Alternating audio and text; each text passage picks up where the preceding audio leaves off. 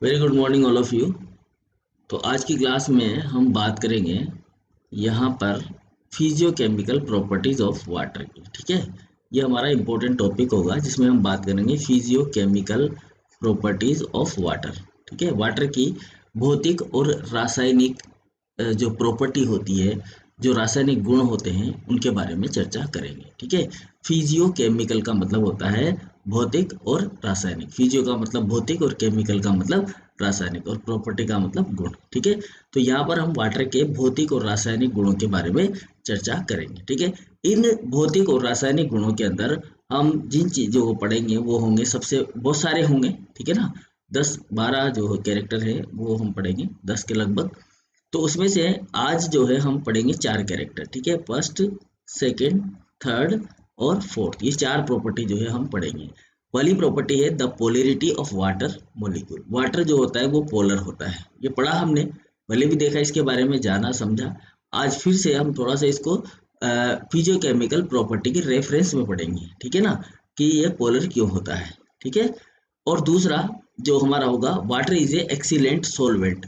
तो जो वाटर है वो एक्सीलेंट सोलवेंट क्यों होता है, किसके कारण होता है, ये हम पढ़ेंगे। तीसरी चीज पढ़ेंगे liquid at room temperature. Room temperature पर जो वाटर होता है वो लिक्विड क्यों होता है। ठीक है, क्या कारण है इसका कि जो वाटर है वो लिक्विड होता है रूम टेम्परेचर पर, सॉलिड क्यों नहीं होता, वो लिक्विड ही क्यों होता है, जबकि उसका मॉलिक्यूलर वेट बहुत कम है। या फिर वो गैस में क्यों नहीं बदल जाता, क्योंकि उसी मॉलिक्यूलर वेट से भी कम की जो जिनका आणविक भार जो है कम होता है, या जिनका इलेक्ट्रॉनिक विन्यास अगर आप देखोगे वाटर का 18 है, तो 16 वाले जो कंटेंट है वो भी क्या है, गैस फॉर्म में है। लेकिन वाटर जो है वो क्यों है लिक्विड फॉर्म में। ठीक है, तो इसके बारे में भी हम बात करेंगे। और फोर्थ जो होगा वो होगा हाई स्पेसिफिक हीट, कि जो वाटर होता है उसकी हाई स्पेसिफिक हीट कैसी होती है, हाई होती है या लो होती है। ठीक है, इसके बारे में हम बात करेंगे। वैसे हाई स्पेसिफिक हीट भी जो है हम पहले डिस्कस कर चुके हैं। ठीक है, अगर आपको याद आ रहा होगा तो चलिए, स्पेसिफिक हीट जो होती है इसकी क्या होती है, हाई होती है ना, हाई होती है स्पेसिफिक हीट। विशिष्ट जो ऊष्मा होती है वो इसकी होती है हाई। चलिए तो शुरू करते हैं हम। The polarity of water molecule. तो पोलरिटी क्यों होती है वाटर मॉलिक्यूल में, ये वाटर मॉलिक्यूल का डायग्राम है जो मेरे पीछे बैकग्राउंड में आपको नजर आ रहा होगा। एक बार मैं बैकग्राउंड को यहाँ से, मेरा जो ये वीडियो है इसको, चलिए, तो मेरे पीछे आपको दिख रहा होगा, अब तो हट गया हूँ मैं, यहाँ पर दिख रहा होगा आपको कि जो आपका वाटर मॉलिक्यूल होता है उसके अंदर एक ऑक्सीजन होता है। ठीक है, और 2 हाइड्रोजन आयन होते हैं। ठीक है, 2 हाइड्रोजन मॉलिक्यूल होते हैं और एक ऑक्सीजन का मॉलिक्यूल होता है। ये जो ऑक्सीजन होता है ये हाइड्रोजन से एक कोवलेंट बॉन्ड के द्वारा जुड़ा होता है। कौन सा बॉन्ड होता है यहाँ पर, कोवलेंट बॉन्ड होता है। ठीक है, बातों को ध्यान से सुनना है, समझना है और उसको मेमोराइज करना है। अब जो हमारा ऑक्सीजन होता है उसके ऊपर पार्शियल नेगेटिव चार्ज होता है। कौन सा चार्ज होता है, पार्शियल नेगेटिव चार्ज होता है। और जो हाइड्रोजन होता है उसके ऊपर पार्शियल पॉजिटिव चार्ज होता है।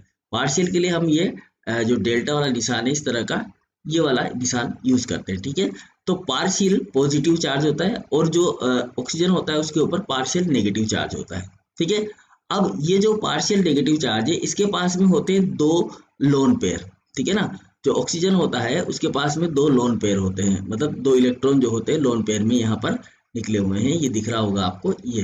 ठीक है, तो इसकी वजह से इसका जो नेगेटिव चार्ज होता है वो हाई होता है। यहाँ पर जो ये दिख रहे हैं आपको, ये बाहर लगे हुए हैं, ये इलेक्ट्रॉन है। ठीक है, और जो ये कोवलेंट बॉन्ड होता है इसके जो इलेक्ट्रॉन होते हैं ये भी किसकी तरफ घूमे रहते हैं, इस ऑक्सीजन की तरफ में डाइवर्ट रहते हैं, इस तरह से। ठीक है ना, समझ में आई बात। तो ये जो इस तरह से डाइवर्ट रहते हैं इसकी वजह से इस जो ऑक्सीजन होता है इसके ऊपर हाई नेगेटिव चार्ज होता है। क्या होता है, हाई नेगेटिव चार्ज हो। लेकिन हाई नेगेटिव चार्ज इतना होता है जितना कि एक हाइड्रोजन होता है उससे ज्यादा होता है, दोनों हाइड्रोजन से ज्यादा नहीं होता, क्योंकि इसके साथ में 2 हाइड्रोजन जुड़े हुए हैं। तो ये जो नेट चार्ज होता है इसका नेगेटिव नेट चार्ज होता है, नेट नेगेटिव चार्ज होता है, वो नेट नेगेटिव चार्ज 2 हाइड्रोजन की वजह से नेट पॉजिटिव चार्ज के बराबर ही होता है। ठीक है, समझ में आई बात। तो इनका जो अट्रैक्शन है, जो बॉन्ड के साथ में जो इलेक्ट्रॉन है उनका अट्रैक्शन भी किधर होता है, ऑक्सीजन की तरफ होता है। ठीक है, इसलिए ये जो नेगेटिव चार्ज होता है ये नेगेटिव चार्ज और ये पॉजिटिव चार्ज मिलकर इसको क्या बनाते हैं, न्यूट्रल बनाते हैं। क्या बनाते हैं, न्यूट्रल बनाते हैं।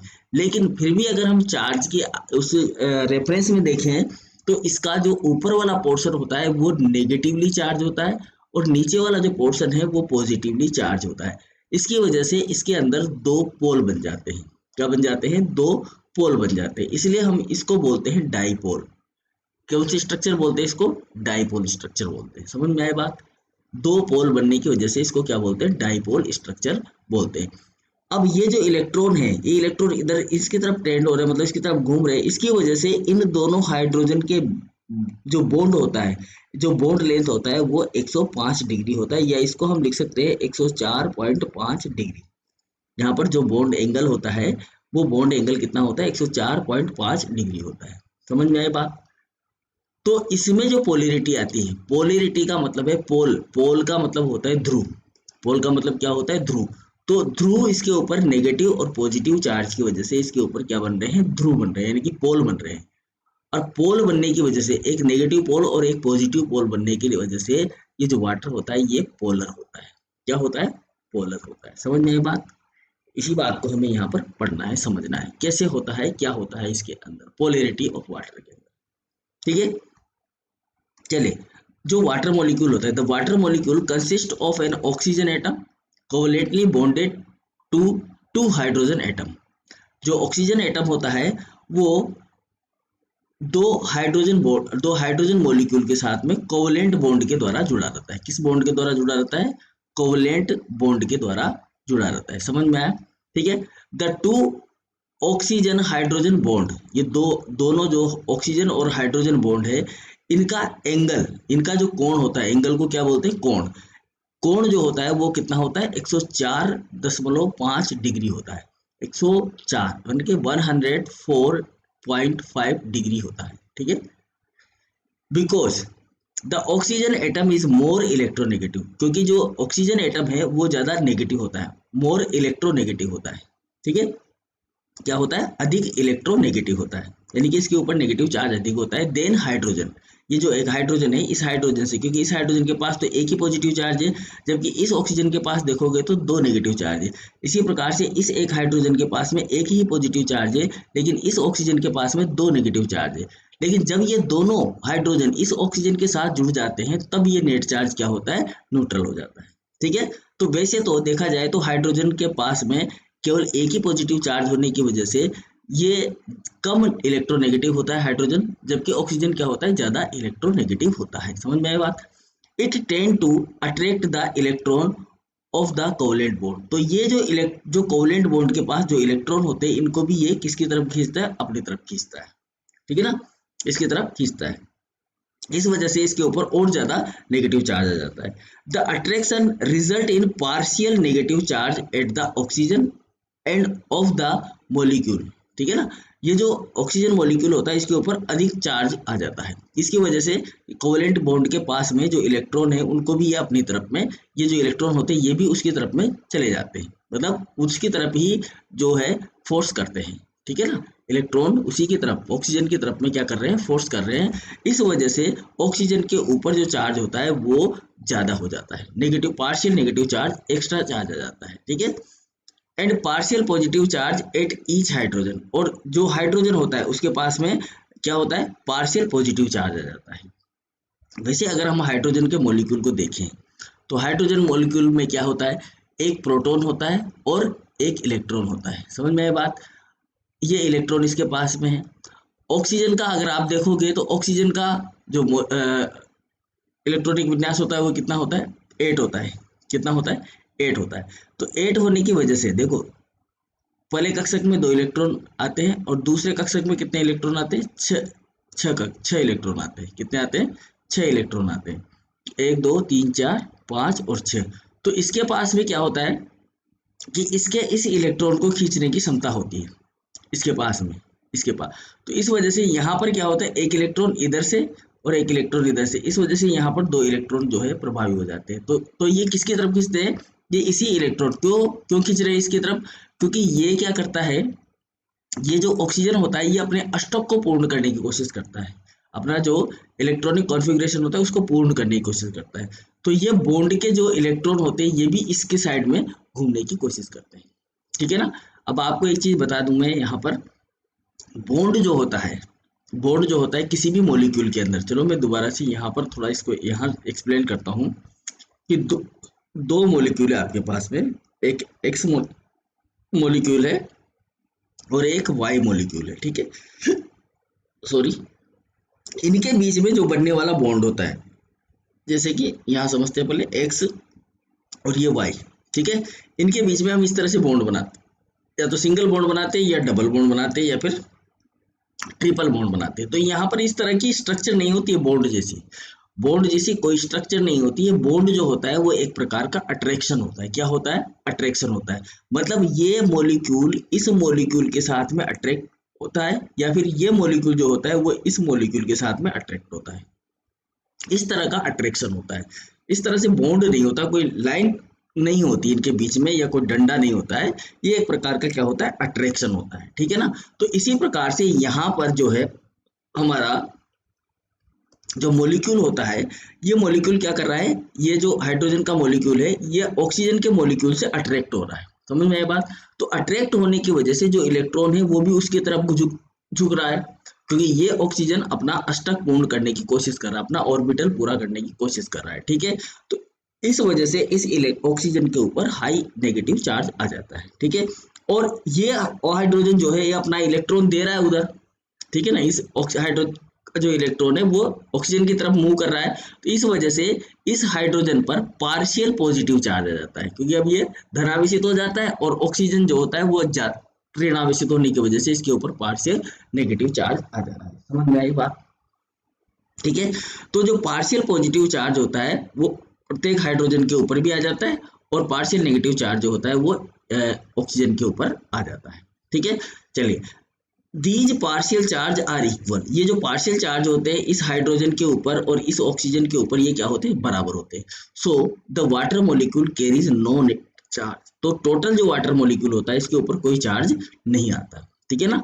समझ में आया बात? तो this separation of partial charge, ये पार्शियल चार्ज जो सेपरेशन है together with the shape of water molecule make water A polar molecule, ठीक है। तो इस संरचना के आधार पर इस संरचना के आधार पर जो वाटर मॉलिक्यूल होता है वो कैसा होता है? पोलर मॉलिक्यूल होता है। कैसा होता है? पोलर मॉलिक्यूल होता है। क्यों होता है? मैंने बताया कि जो ऑक्सीजन होता है उसके ऊपर पार्शियल नेगेटिव चार्ज और इसके ऊपर पार्शियल पॉजिटिव चार्ज होने की वजह से इस पे पोलैरिटी क्रिएट हो जाती है। तो ये जो संरचना दिखाई दे रही है हमें यहाँ पर, ये संरचना एक पोलर संरचना होती है। and the opposite partial charge between neighboring water molecule tend to attract each other, और इसी प्रकार का जो चार्ज होता है वो दूसरे वाटर मॉलिक्यूल पर आता है। जैसे कि ये वाटर मॉलिक्यूल है, यहाँ पर इस वाटर मॉलिक्यूल पर भी वही चार्ज है जो इस वाटर मॉलिक्यूल पर है। तो ये क्या होता है, इसका पॉजिटिव सिरा, इसका जो पॉजिटिव पार्ट होता है वो नेगेटिव पार्ट की तरफ में घूम जाता है, ठीक है ना। जैसे इसका जो नेगेटिव सिरा है वो दूसरे हाइड्रोजन के साथ में, जैसे यहाँ पर ये ऑक्सीजन है और ये दो हाइड्रोजन यहाँ पर बने हुए हैं, तो क्या होगा कि ये ऑक्सीजन जो है इसके पास पार्शियल नेगेटिव चार्ज है और इसके पास में पार्शियल पॉजिटिव चार्ज है दूसरा वाटर मॉलिक्यूल, तो ये दूसरे को आकर्षित करना शुरू कर देते हैं, ठीक है। तो ये इस तरह से आकर्षित करते हैं। The weak electrostatic attraction between water molecule, अब ये जो इलेक्ट्रोस्टैटिक अट्रैक्शन है ये वीक होता है, हमने पढ़ा था इसके बारे में, इसको हम हाइड्रोजन बॉन्ड बोलते हैं। कौन सा बॉन्ड बोलते हैं? Hydrogen bond. दो वाटर मॉलिक्यूल के बीच में बनने वाला जो बॉन्ड होता है वो वीक अट्रैक्शन बॉन्ड, और कौन सा बॉन्ड होता है? हाइड्रोजन बॉन्ड होता है। और हमें ये भी पता है कि एक जो ऑक्सीजन होता है वो, मतलब एक वाटर मॉलिक्यूल जो होता है, एक वाटर मॉलिक्यूल वो चार वाटर मॉलिक्यूल के द्वारा घिरा रहता है। कितने वाटर मॉलिक्यूल के द्वारा घिरा होता है? चार वाटर मॉलिक्यूल के द्वारा घिरा होता है। या आपने यहाँ पढ़ा था 3.4 वाटर मॉलिक्यूल, क्योंकि हमने ये भी देखा था कि एक वाटर मॉलिक्यूल जुड़ने से पहले एक जुड़ेगा और चार जुड़ते जुड़ते एक टूटना शुरू हो जाएगा, इसलिए हमने बोला था कि 3.4 या 3.6 जो वाटर मॉलिक्यूल है वो इसके साथ में अटैच होते हैं। तो आप एक ही क्वांटिटी याद रखिए, चार वाटर मॉलिक्यूल एक वाटर मॉलिक्यूल को घेरे रहते हैं, ठीक है, जो उसके आसपास होते हैं। तो ये जो वाटर मॉलिक्यूल है, ये वाटर मॉलिक्यूल और ये वाटर मॉलिक्यूल, ये दोनों आपस में किसके द्वारा जुड़े हुए हैं? एक वीक इलेक्ट्रोस्टैटिक बॉन्ड के द्वारा जुड़े हुए हैं, वीक इलेक्ट्रोस्टैटिक अट्रैक्शन के द्वारा जुड़े हुए हैं, ठीक है। तो इस वजह से जो हाइड्रोजन बॉन्ड होता है यहाँ पर वो फॉर्म होता है, जिसे हम क्या बोल रहे हैं, इस वीक इलेक्ट्रोस्टैटिक अट्रैक्शन को क्या बोल रहे हैं हम, हाइड्रोजन बॉन्ड बोल रहे हैं। तो दो वाटर मॉलिक्यूल के बीच में तो कौन सा बॉन्ड बनता है, हाइड्रोजन बॉन्ड बनता है। और जो वाटर होता है उस वाटर में ऑक्सीजन और हाइड्रोजन के बीच में कौन सा बॉन्ड बनता है, कोवलेंट बॉन्ड बनता है। ठीक है, ये दो चीजें यहाँ पर इंपॉर्टेंट है जो ध्यान रखनी है हमें। Is responsible for many of unusual physical property of water. यह जो हाइड्रोजन बॉन्ड होता है ये बहुत सारी अनयूजुअल प्रॉपर्टी जो होती है उसको शो कराता है। जैसे कि अगर हम देखें तो जो हमारा हाइड्रोजन बॉन्ड होता है can also form between water and other molecule that contain electronegative atom. ये किसी भी, केवल ये हाइड्रोजन हाइड्रोजन मतलब जो जल होता है, जो वाटर होता है, केवल उसी के बीच में नहीं बनता। ये जल और दूसरे ऐसे वाटर ऐसे मॉलिक्यूल के बीच में भी बन सकता है जो कि क्या हो, इलेक्ट्रोनेगेटिव हो। ठीक है ना, इलेक्ट्रोनेगेटिव एटम जैसे कि ऑक्सीजन हो गया, नाइट्रोजन हो गया। ठीक है, ऐसे इलेक्ट्रोनेगेटिव एटम के साथ भी ये वाटर जो होता है वो हाइड्रोजन बॉन्ड का फॉर्मेशन कर सकता है। ठीक है, ये भी हम पिछली क्लास में पढ़ चुके हैं। इन एक्वस सॉल्यूशन जो हमारा जलीय विलयन होता है, जैसा कि यहाँ पर देख रहे हो आप, एक्वस सॉल्यूशन के अंदर hydrogen bonding between water molecule lead to local order cluster of water that because of the continuous thermal agitation of the water molecule continuously form break up and reform. कहने का मतलब है इस कहानी का कि जो वाटर मॉलिक्यूल होता है हमारा, वो नेबरिंग वाटर मॉलिक्यूल से क्या होता है, हाइड्रोजन बॉन्ड के द्वारा जुड़ा रहता है। लेकिन अगर हम उसको थोड़ा सा थर्मल एजिटेशन दे दें, थर्मल एजिटेशन का मतलब होता है कि हम थोड़ा सा इसको ताप दे दें, क्या दे दें, टेम्परेचर दे दें।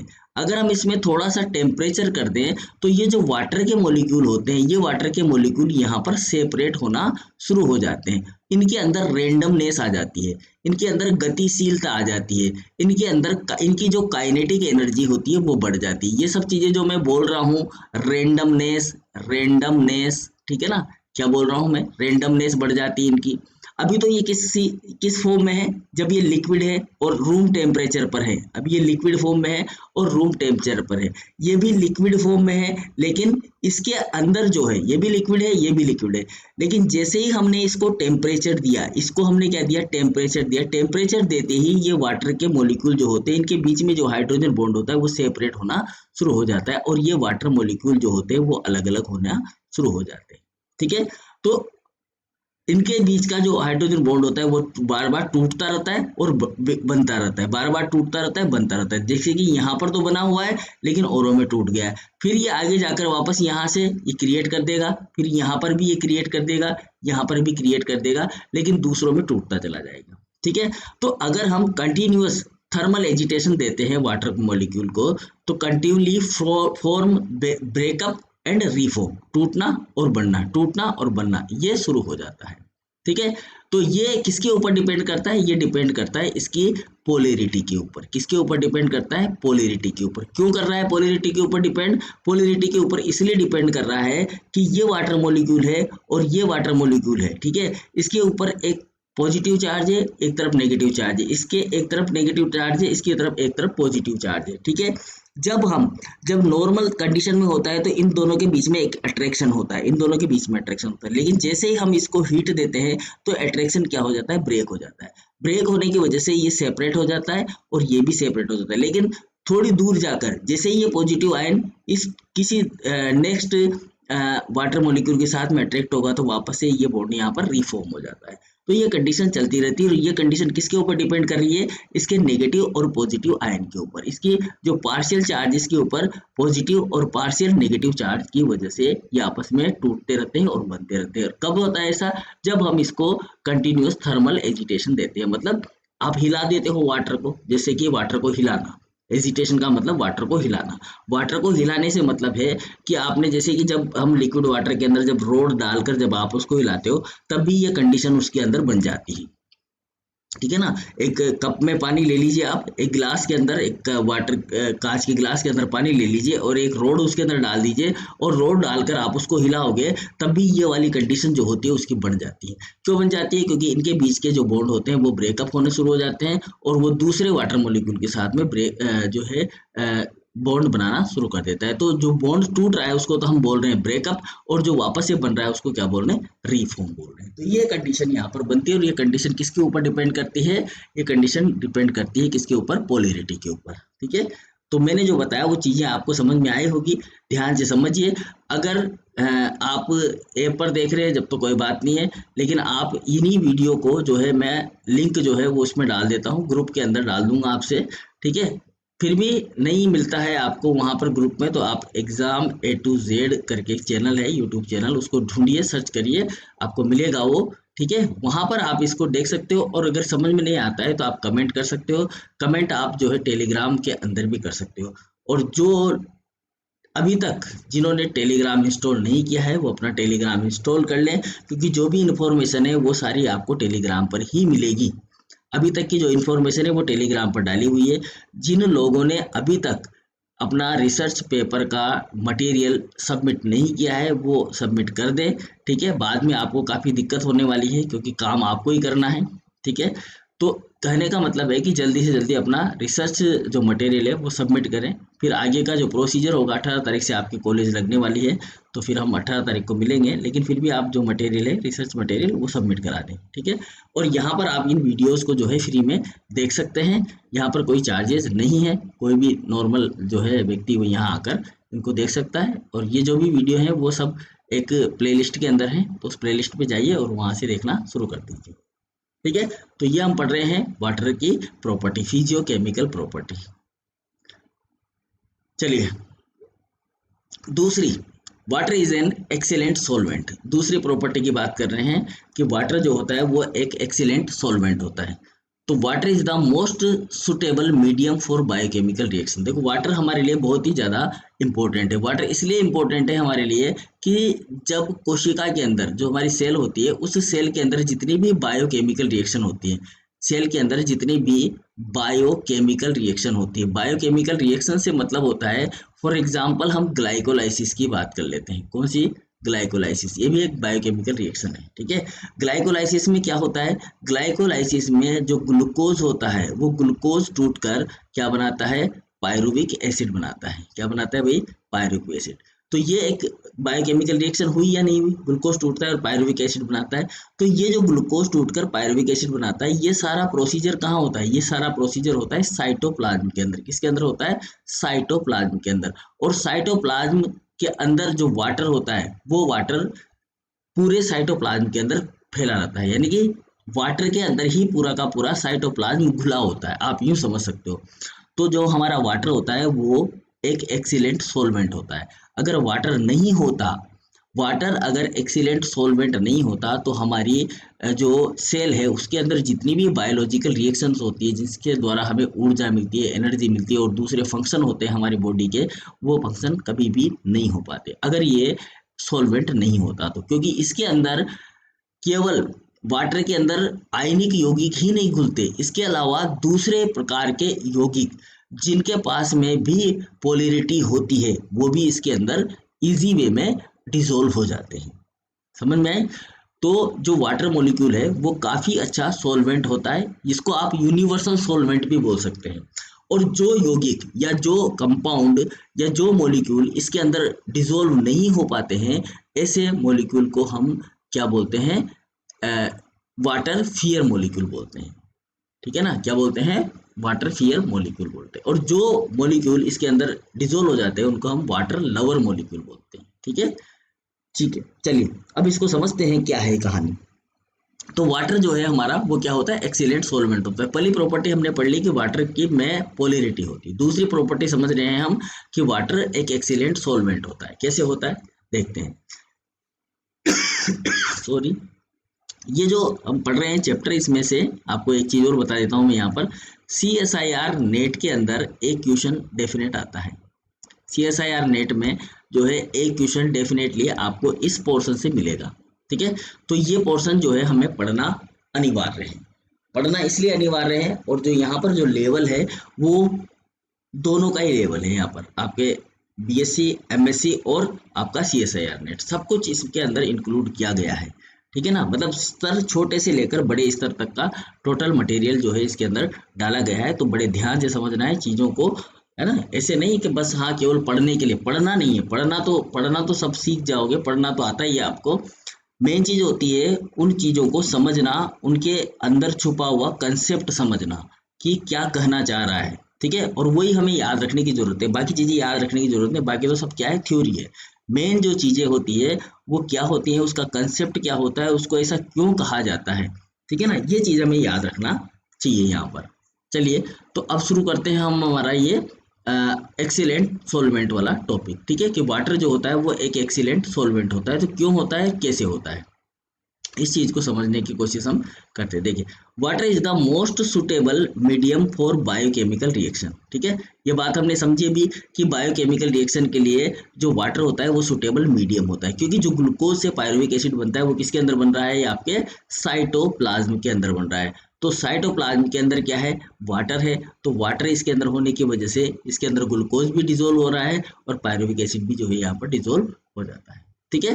चलिए, तो due to its physical property, water is an excellent solvent. It dissolves many substances in higher quantity. जो वाटर होता है वो हायर क्वांटिटी में सब्सटेंसेज को डिजोल्व कर लेता है। सब्सटेंसेज का मतलब होता है पदार्थ। क्या होता है इसका मतलब, पदार्थ, ठीक है। क्योंकि अभी शुरुआत है इसलिए मैं थोड़े हिंदी शब्द भी आपके लिख देता हूँ, ठीक है। तो जो पदार्थ होते हैं वो इसमें अधिक संख्या में घुल जाते हैं।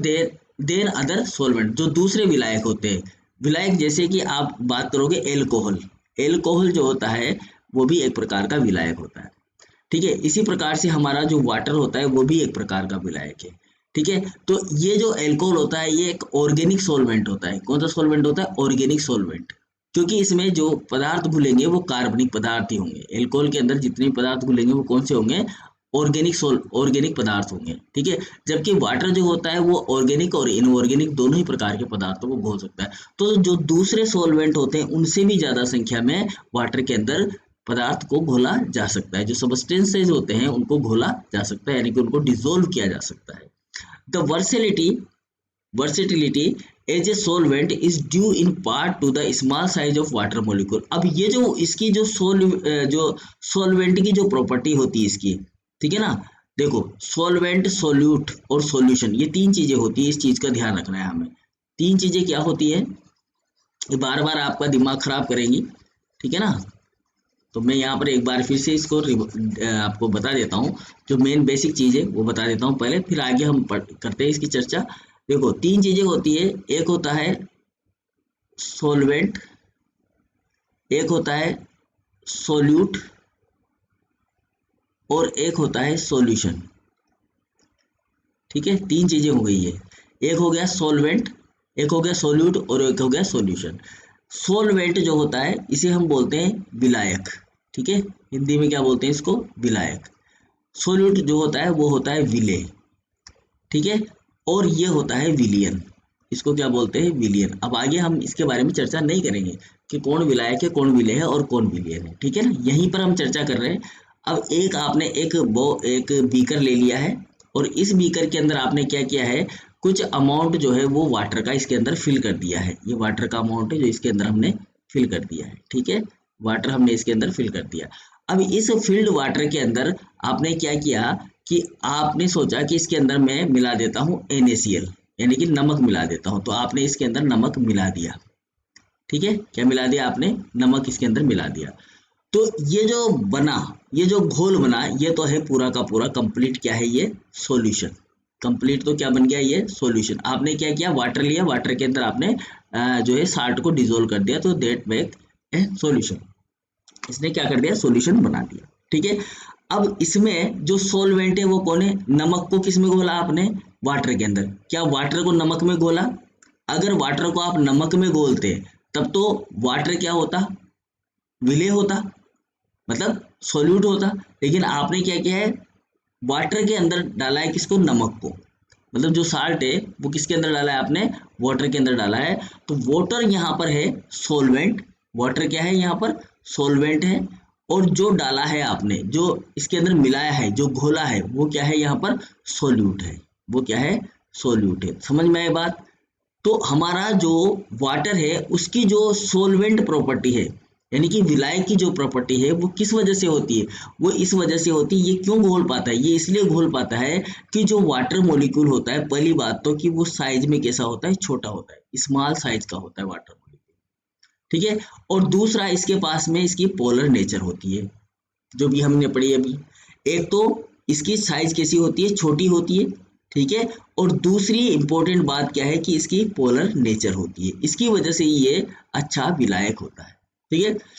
It make water A particularly good solvent for ionic substances. तो इस वजह से, जो पोलर नेचर होने की वजह से, पोलरिटी होने की वजह से, ये आयनिक पदार्थ जो पॉजिटिव और नेगेटिवली चार्ज पदार्थ होते हैं उनको बड़ी इजी वे में घोल लेता है, ठीक है। And for molecule such as sugar, जैसे शुगर हुआ, एंड प्रोटीन, इनके पास में क्या होता है, इनके पास में पोलर हाइड्रोक्सिल आयन या अमोनिया ग्रुप होता है, पोलर हाइड्रोक्सिल आयन हो सकते हैं या अमोनिया ग्रुप होते हैं। तो इसकी वजह से ये जो शुगर और जो प्रोटीन के मॉलिक्यूल होते हैं वो भी इसके अंदर बड़ी इजी वे में घुल जाते हैं। क्यों घुल जाते हैं, क्योंकि इनके पास भी ये आयनिक मॉलिक्यूल होते हैं, जैसे हाइड्रोक्सिल आयन, अमोनिया आयन। तो इस तरह के जो ग्रुप होने की वजह से ये जो शुगर और प्रोटीन होते हैं इसमें आसानी से घुल सकते हैं, यानी कि आसानी से घुल जाते हैं, ठीक है। हाइड्रोजन बॉन्डिंग बिटवीन वाटर, अब चूंकि हमें पता है कि जो हमारा वाटर होता है उसके बीच में एक हाइड्रोजन बॉन्ड होता है। कौन सा बॉन्ड होता है, हाइड्रोजन बॉन्ड, ठीक है। इसको बोलेंगे हम हाइड्रोजन बॉन्ड, दो वाटर मॉलिक्यूल के बीच में ये प्रेजेंट होता है।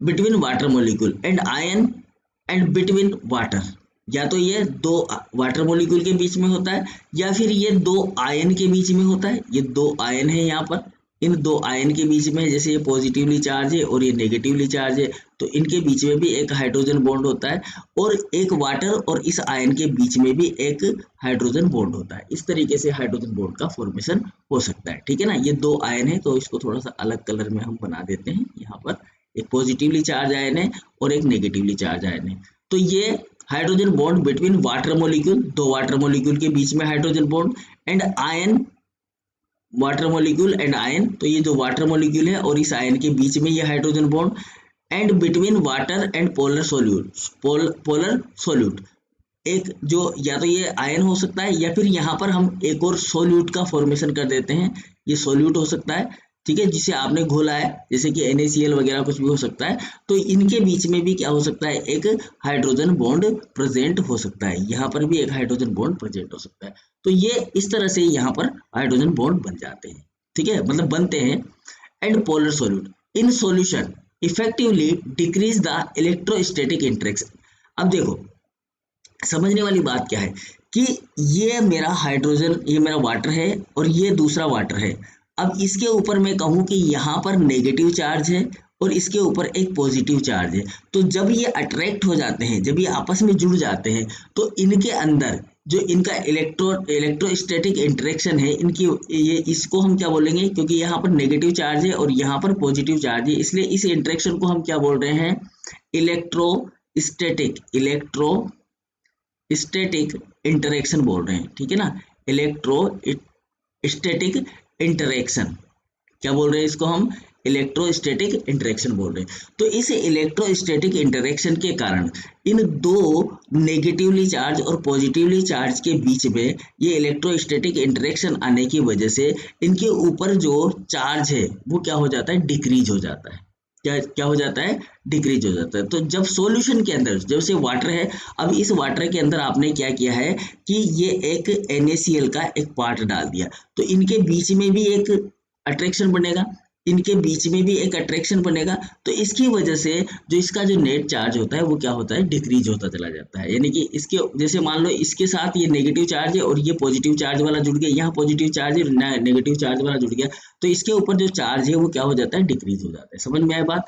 तो in solution effectively decrease the electrostatic interaction between the charge substances and thereby increase their solubility. तो जैसे जैसे ये इलेक्ट्रोस्टैटिक इंटरेक्शन जो होता है इनका डिक्रीज होता चला जाता है, जैसे दो मॉलिक्यूल जुड़ गए, इस वाटर के साथ में एक मॉलिक्यूल यहाँ जुड़ गया और इस वाटर के साथ में एक मॉलिक्यूल यहाँ जुड़ गया और ये दो वाटर के मॉलिक्यूल है, तो अब इसका जो नेट चार्ज होगा वो डिक्रीज होगा, यानी कि जो ये इलेक्ट्रोस्टैटिक बॉन्ड बनाने की कोशिश कर रहा था, अब यहाँ पर अगर ये मॉलिक्यूल नहीं होता तो ये एक और मॉलिक्यूल से क्या करता, बॉन्ड बनाने की कोशिश करता, एक हाइड्रोजन बॉन्ड और बना था, लेकिन यहाँ पर ये ऑलरेडी जुड़ गया, तो यहाँ पर जो इसका इलेक्ट्रोस्टैटिक इंटरेक्शन है वो घट गया। घटने की वजह से ये मॉलिक्यूल इसके साथ में जुड़ने की वजह से दूसरे मॉलिक्यूल को नहीं जोड़ पाता और इसका जो नेगेटिव चार्ज है वो जो है सफिशिएंट हो जाता है, मतलब खत्म हो जाता है। तो कहने का मतलब है कि जैसे जैसे इसके साथ साथ दूसरे मॉलिक्यूल इसके साथ जुड़ते चले जाते हैं, तो इसका जो इलेक्ट्रोस्टैटिक इंटरेक्शन है वो डिक्रीज होता चला जाता है और जो मॉलिक्यूल होते हैं वो इसके साथ में जुड़ते हुए चले जाते हैं वाटर के साथ में। तो जब ये वाटर के साथ जुड़ जाते हैं, वाटर मॉलिक्यूल के साथ जुड़ जाते हैं, तो इसे हम बोलते हैं घुलना, यानी कि सोल्यूबिलिटी। समझ में आए? तो इससे क्या होता है, इसकी सोल्यूबिलिटी इंक्रीज होती है। अब देखो आप आगे समझते हैं। Positive side of water molecule is attract to the negative ion. Positive side जो होती है वो वाटर की, वो नेगेटिव साइड वाले मॉलिक्यूल को क्या करती है, अट्रैक्ट करती है।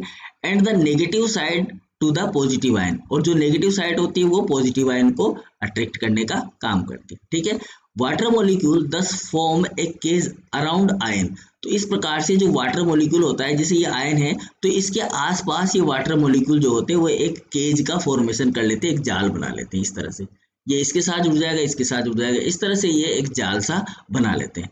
सो that the ion are often unable to unite with each other. तो इसी प्रकार से जब ये आयन के साथ में यहाँ पर बॉन्ड बन जाते हैं तो ये दूसरे आयन के साथ में नहीं जुड़ पाता। देखिए इस आयन के, यहाँ पर एक आयन है और यहाँ पर भी एक आयन है, तो ये दो आयन जो है, जब इस आयन को 4 वाटर मॉलिक्यूल ने घेर लिया तो दूसरे आयन को भी क्या होगा कि दूसरे 4 वाटर मॉलिक्यूल आपस में क्या कर लेंगे, घेर लेंगे। तो इस वजह से क्या होगा, ये दो आयन है आपस में जुड़ नहीं पाएंगे और ये इसके अंदर घुले हुए रह जाएंगे।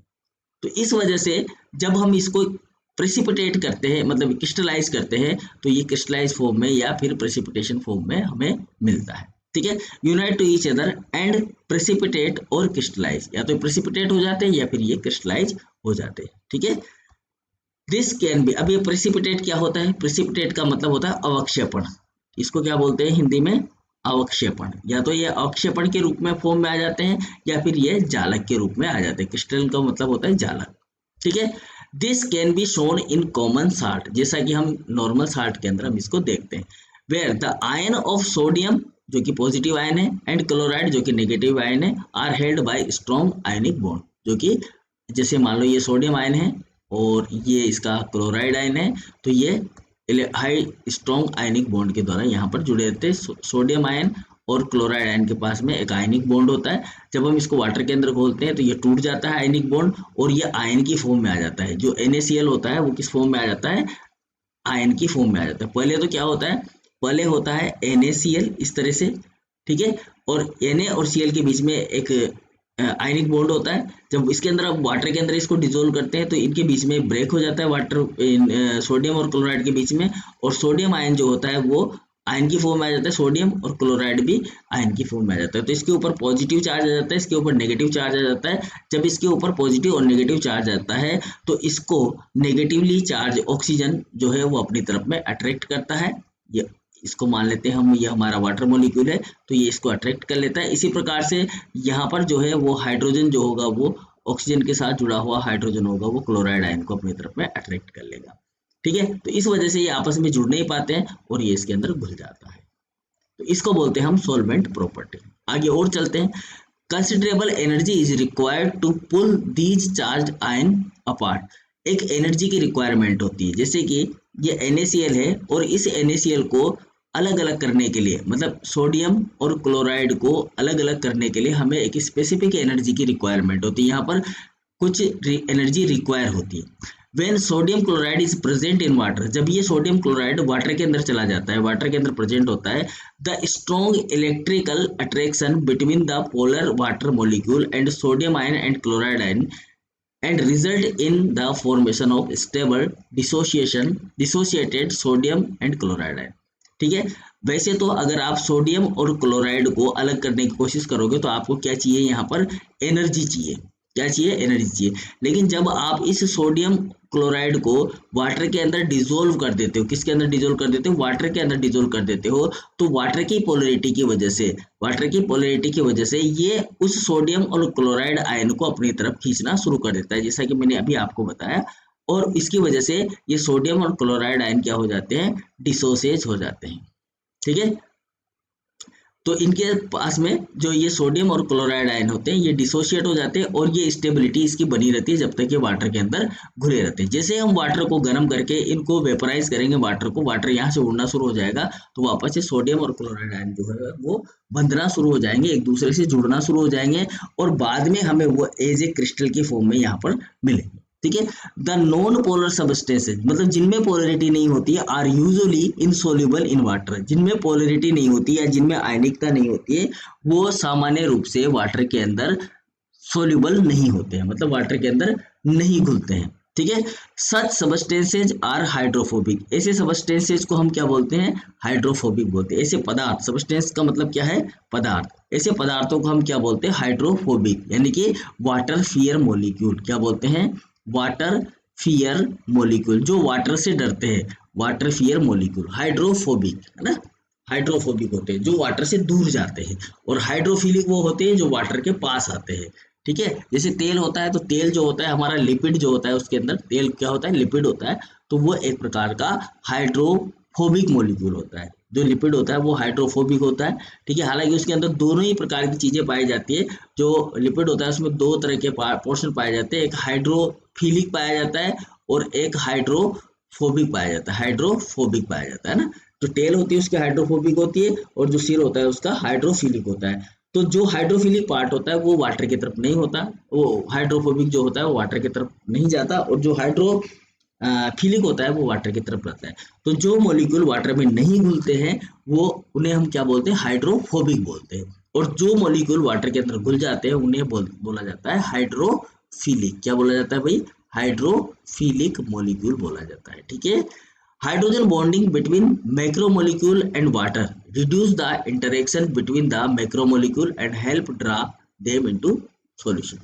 ठीक है, मतलब जो हाइड्रोजन बॉन्डिंग होती है मैक्रो मोलिक्यूल्स के अंदर, मैक्रो मतलब बड़े मोलिक्यूल, जैसे ग्लूकोज हो गया, प्रोटीन हो गया, इनको बोला जाता है मैक्रो मोलिक्यूल। ठीक है, तो ऐसे मैक्रो मोलिक्यूल और वाटर के बीच में भी इंटरेक्शन होता है।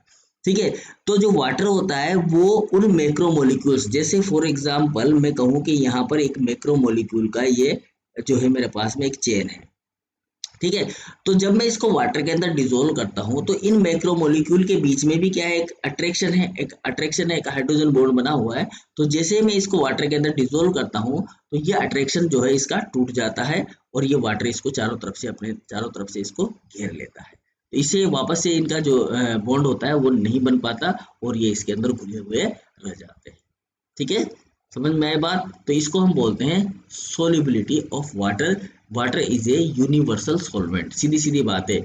एक शब्द में अगर हम बात करें तो हम यूं कह सकते हैं कि हमारा जो वाटर होता है, वाटर क्या है, water is A soluble, water जो होता है हमारा वो क्या है, चलिए वाटर जो है हमारा क्या है, वाटर एक यूनिवर्सल सोलवेंट होता है। वाटर क्या होता है, यूनिवर्सल सोलवेंट होता है। ठीक है ना, वाटर क्या है, यूनिवर्सल सोलवेंट, वो किसी भी चीज को अपने अंदर घोल सकता है। चलिए अब थर्ड जो प्रॉपर्टी है इसकी वो है लिक्विड एट रूम टेम्परेचर। जो वाटर होता है वो रूम टेम्परेचर पर लिक्विड कैसे होता है। ठीक, अब ये आपको दिख रहा होना चाहिए, मेरे हिसाब से दिखना चाहिए। वैसे मैं इसको थोड़ा और बड़ा कर देता हूँ तो ये आपको और ज़्यादा दिख जाएगा। ठीक है, कि पिछली क्लास में किसी ने मेरे को बोला था कि सर ये दिखता नहीं है आपका, है ना, तो मेरे हिसाब से अब मैं दिख रहा होगा। ये इसलिए मैं थोड़ा सा इसको छोटा करके रखता हूँ ताकि मैं लिख सकूँ जो मुझे लिखना होता है। तो थर्ड प्रॉपर्टी होगी हमारी लिक्विड एट रूम टेम्परेचर। ठीक है, अब रूम टेम्परेचर पर लिक्विड कैसे होता है, वाटर। तो water has a molecular weight of just 80। Water का मोलिक्यूल कितना होता है, 18 होता है। वाटर का मोलिक्यूल कितना है, 18। ठीक है, वाटर का मोलिक्यूल कितना है, 18 होता है। अब 18 वाटर का मोलिक्यूल है। ठीक है, वो इलेक्ट्रॉनिक विन्यास मैंने स्टार्टिंग में बताया था तो थोड़ा गड़बड़ हो गया था। उसके अंदर है ना 8 इलेक्ट्रॉन जो होते हैं, 8 8 16 है ना, 16 इलेक्ट्रॉन होते हैं और 2 हाइड्रोजन इसके अंदर होता है ना।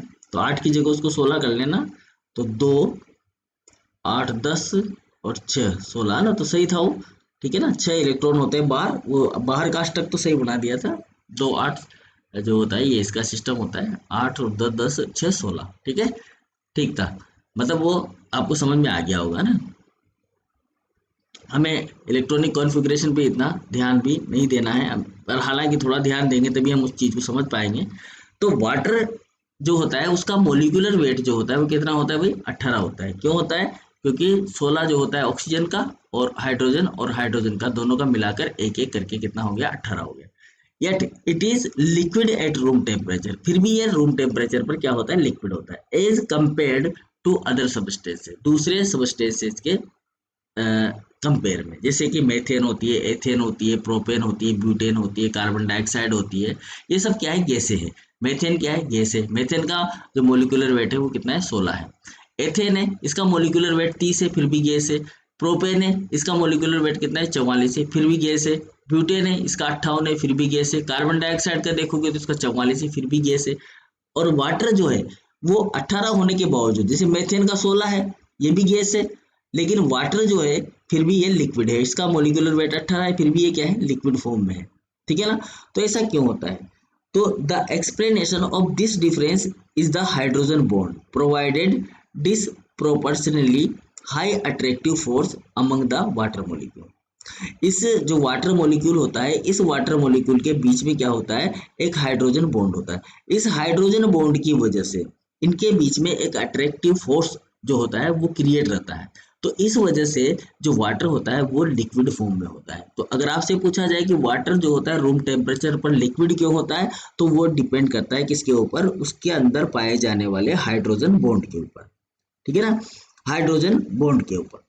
जो हाइड्रोजन बॉन्ड बनता है उनके बीच में पोलैरिटी की वजह से, उस पोलैरिटी की वजह से जो वाटर वाटर मॉलिक्यूल के बीच में जो हाइड्रोजन बॉन्ड बन रहा है, एक अट्रैक्टिव फोर्स क्रिएट हो रहा है उसकी वजह से। ठीक है, उसकी वजह से ये जो वाटर होता है वो लिक्विड फॉर्म में होता है। समझ में आया बात, किस फॉर्म में होता है, लिक्विड फॉर्म में होता है। Water molecule inhibiting their separation and escape as vapour. ठीक है, ये क्या होते हैं, जो ये लिक्विड फॉर्म में होता है, लेकिन जब हम इसको गर्म करते हैं तो ये जो वाटर मॉलिक्यूल होते हैं ये सेपरेट हो जाते हैं और वेपर के रूप में बाहर निकल जाते हैं। Hence water occur as liquid at room temperature. इसी कारण से जो वाटर होता है वो रूम टेम्परेचर पर क्या होता है, लिक्विड फॉर्म में पाया जाता है। तो ये हो गई हमारी थर्ड प्रॉपर्टी। ठीक है, अब आ जाते हैं हम फोर्थ प्रॉपर्टी पर। फोर्थ प्रॉपर्टी होती है हाई स्पेसिफिक हीट। जो स्पेसिफिक हीट होती है, ठीक है, जिसे बोला जाता है हिंदी में विशिष्ट ऊष्मा। क्या बोला जाता है, विशिष्ट ऊष्मा बोला जाता है। इसको हटाते दोबारा लिखते हैं, विशिष्ट विशिष्ट ऊष्मा। ठीक है, हाई, ये कैसी होती है, उच्च होती है इसकी, हाई होती है, उच्च होती है, हाई स्पेसिफिक हीट होती है। तो जो स्पेसिफिक हीट है, specific heat is the heat energy. Specific heat क्या है, एक हीट एनर्जी है जो रिक्वायर होती है to raise the temperature, temperature को बढ़ाने के लिए ऑफ ए सब्सटेंस, एक पदार्थ के, जो पदार्थ है हमारा, उस पदार्थ के टेम्परेचर को रेज करने के लिए जितनी ऊष्मा की आवश्यकता होती है उसे हम बोलते हैं स्पेसिफिक हीट। ठीक है, फॉर एग्जाम्पल मेरे पास कोई ये एक पदार्थ है, अब मुझे अभी इसका टेम्परेचर मान लेते हैं 10 डिग्री सेंटीग्रेड है। कितना डिग्री सेंटीग्रेड है, 10 डिग्री सेंटीग्रेड है, और मुझे इसका टेम्परेचर करना है 11 डिग्री सेंटीग्रेड। तो मैं क्या कर रहा हूँ, 1 डिग्री सेंटीग्रेड बढ़ा रहा हूँ। तो मुझे इसका टेम्परेचर बढ़ाने के लिए जितनी हीट की रिक्वायरमेंट होती है, जैसे मान लो मुझे यहाँ पर 50 किलो कैलोरी ऊष्मा की आवश्यकता है, तो इस ये जो मेरा सबस्टेंस है, जो भी मेरा पदार्थ है, इस पदार्थ की विशिष्ट ऊष्मा क्या होगी, 50 किलो कैलोरी होगी। समझ में आई। तो इसी प्रकार से जो वाटर होता है, वाटर का जो टेम्परेचर है अगर हम रेज करते हैं, उसको बढ़ाते हैं, तो उसको बढ़ाने के लिए हमें एक स्पेसिफिक अमाउंट में हीट की रिक्वायरमेंट होती है। इस हीट को हम क्या बोलते हैं, स्पेसिफिक हीट बोलते हैं। और ये कितनी होती है, 1 डिग्री सेंटीग्रेड बनाने के लिए प्रति ग्राम, 1 ग्राम वाटर है, 1 ग्राम वाटर को 1 डिग्री सेंटीग्रेड बढ़ाने के लिए, मतलब 1 ग्राम वाटर लिया आपने और उस 1 ग्राम वाटर को, एक वाटर का जो टेम्परेचर है आपको वो 1 डिग्री सेंटीग्रेड बनाना है, तो उसके लिए जितनी हीट की रिक्वायरमेंट होती है उसी को हम क्या बोलते हैं, स्पेसिफिक हीट बोलते हैं। समझ में आए। तो परिभाषा क्या हो जाएगी, specific heat is the heat energy required to raise the temperature of a substances by a specific amount. एक स्पेसिफिक अमाउंट में, अमाउंट किसकी है, हीट की, ठीक है, और अमाउंट किसकी है, वाटर की। मतलब 1 ग्राम वाटर लेना है, 1 ग्राम वाटर को 1 डिग्री सेंटीग्रेड टेम्परेचर बढ़ाने के लिए हमें जितनी हीट की आवश्यकता होती है उसे कहा जाता है विशिष्ट ऊष्मा या स्पेसिफिक हीट, ठीक है।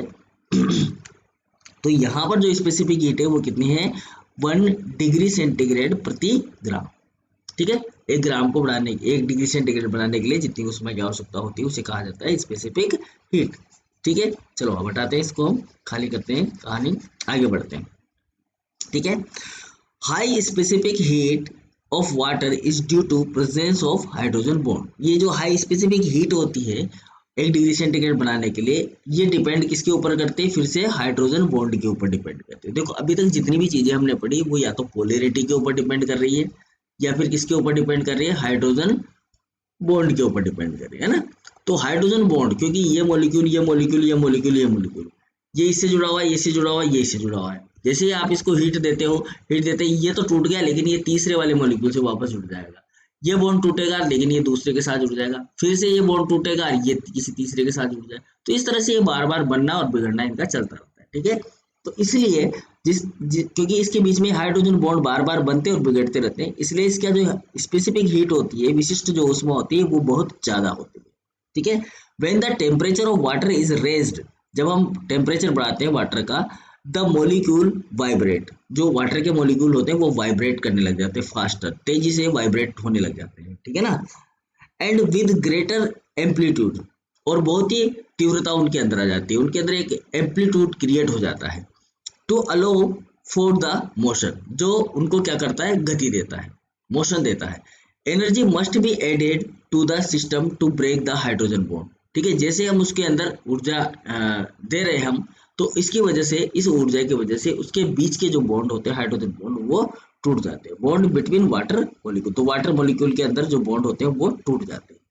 दस कंपेयर्ड विद अदर लिक्विड, दूसरे लिक्विड की अपेक्षा water require a relatively large energy input to raise this temperature. तो इसके टेम्परेचर को बढ़ाने के लिए हमें क्या करना पड़ता है, ज्यादा अमाउंट में ऊर्जा देनी पड़ती है। देखो ये वाटर मॉलिक्यूल है और ये वाटर मॉलिक्यूल है, इन दोनों के बीच में हाइड्रोजन बॉन्ड है। जैसे हम इसको एनर्जी देते हैं, ये जो वाटर के मॉलिक्यूल है ये वाइब्रेट करना शुरू कर देते हैं, ठीक है ना। ये वाटर के मॉलिक्यूल क्या कर देते हैं, वाइब्रेट करना शुरू कर देते हैं, ठीक है। और इनके बीच में एक आयाम स्थापित हो जाता है। तो ये आयाम का मतलब होता है कि ये इनके बीच में एक स्पेसिफिक जो है ऊर्जा क्रिएट हो जाती है। इसकी वजह से ये दूर दूर भागना शुरू करते हैं और हाइड्रोजन बॉन्ड इनका हो जाता है ब्रेक। लेकिन जैसे ये दूसरी जगह जाते हैं, तो दूसरी जगह भी एक वाटर मॉलिक्यूल है, तो वापस से फिर से क्या हो जाते हैं, अट्रैक्ट हो जाते हैं। इस अट्रैक्शन की वजह से, क्योंकि एक जगह तो टूटा है और एक जगह वापस से क्या हो गया है, प्रिपेयर हो गया है, इस वजह से इसकी जो स्पेसिफिक हीट का जो अमाउंट होता है वो क्या होता है, हाई होता है, ठीक है। The large energy input requirement is important for plant because it help buffer temperature fluctuation, ठीक है ना। ये बहुत जरूरी है, ऐसा इसलिए जरूरी है कि अगर इस तरह की हाई हीट स्पेसिफिसिटी नहीं होती इसकी, तो पानी जो होता है, वाटर के जो वाटर है हमारे प्लांट के अंदर, वो क्या होता, उड़ जाता, वेपोरेट हो जाता, पूरा का पूरा पानी खत्म हो जाता। तो हम यूँ कह सकते हैं कि जो टेम्परेचर होता है उसके लिए बफर का काम करता है। टेम्परेचर में जो फ्लक्चुएशन आता है ना, वो हमारे प्लांट के लिए बहुत जरूरी होता है। प्लांट क्या होता है, मनुष्य के लिए भी बहुत जरूरी होता है, जो इसके अंदर फ्लक्चुएशन आता है टेम्परेचर की वजह से। तो ये एज ए बफर काम करता है, ठीक है ना। मतलब कहने का मतलब ये है कि आपका जो सिस्टम है वाटर का, मतलब ये जो हमारा जो, इसको मैं एक बार डिलीट मार देता हूँ यहाँ से, फिर आगे समझते हैं हम इस बात क्या कहना चाह रहा है। कि जो हमारा प्लांट है, ठीक है ना, ये हमारा प्लांट है, और इस प्लांट पर, प्लांट के लिए, अब इस प्लांट की मैं एक सेल की बात करता हूँ यहाँ पर, और इस सेल के अंदर क्या भरा हुआ है, वाटर भरा हुआ है, ठीक है। तो इसके अंदर जैसे ही यहाँ पर आप देखो सन की एनर्जी, सन की एनर्जी यानी कि जो फोटोन होता है हमारा, उस फोटोन की एनर्जी जब इसके ऊपर गिरती है, तो यहाँ पर जो वाटर होता है, वो वाटर जो होता है फ्लक्चुएट तो होता है, लेकिन वो उसके अंदर जो हाइड्रोजन बॉन्ड जो बनते हैं, बार बार बिगड़ते हैं, वो यहाँ पर इस एनर्जी का कोई इफेक्ट नहीं आने देते, इस सेल के ऊपर इस एनर्जी का कोई इफेक्ट नहीं आने देते, यानी कि ये यहाँ पर क्या काम करते हैं, एज ए बफर काम कर रहा है। ठीक है, अगर इंक्रीज होता है तो और डिक्रीज होता है तब भी, बाहर टेम्परेचर अगर डिक्रीज भी हो जाता है तब भी ऐसा नहीं है कि सेल का जो वाटर है वो क्रिस्टल फॉर्म में कन्वर्ट हो जाए तुरंत ही। नहीं, कन्वर्ट होने के लिए उसको बहुत ज़्यादा जो है रिड्यूस करना पड़ेगा, मतलब इस वाटर की हीट को बाहर निकालना पड़ेगा। अगर वाटर की हीट को हम बाहर निकालेंगे तभी ये क्रिस्टल की फॉर्म में जमना शुरू होगा। समझ में आया बात, मतलब ये अपनी हीट को बाहर दे तो हम इस वाटर को जमा सकते हैं। ठीक है, और अगर हम बाहर से हीट दे रहे हैं तब भी हम वाटर को ज़्यादा वेपोराइज नहीं कर सकते। क्यों नहीं कर सकते, उसका कारण क्या होता है, उसका कारण होता है उसकी स्पेसिफिक हीट। ठीक है, तो ये हमने आज जो है 4 टॉपिक समझे हैं और उम्मीद करता हूँ कि आपको ये समझ में आया होगा। फिर भी अगर समझ में नहीं आए, कोई चीज़ कोई डाउट है आपका, तो आप जो है टेलीग्राम में ग्रुप में डालकर डाउट अपना क्लियर कर सकते हैं। उसे मैं या तो नेक्स्ट क्लास में जो है आपका डाउट क्लियर कर दूंगा, या फिर जो है आपका जो है टेलीग्राम ग्रुप पे ही वो डाउट जो है क्लियर कर दिया जाएगा। तो अब ये जो भी मैंने लिखा है पीपीटी के ऊपर, इसको आप नोट करेंगे।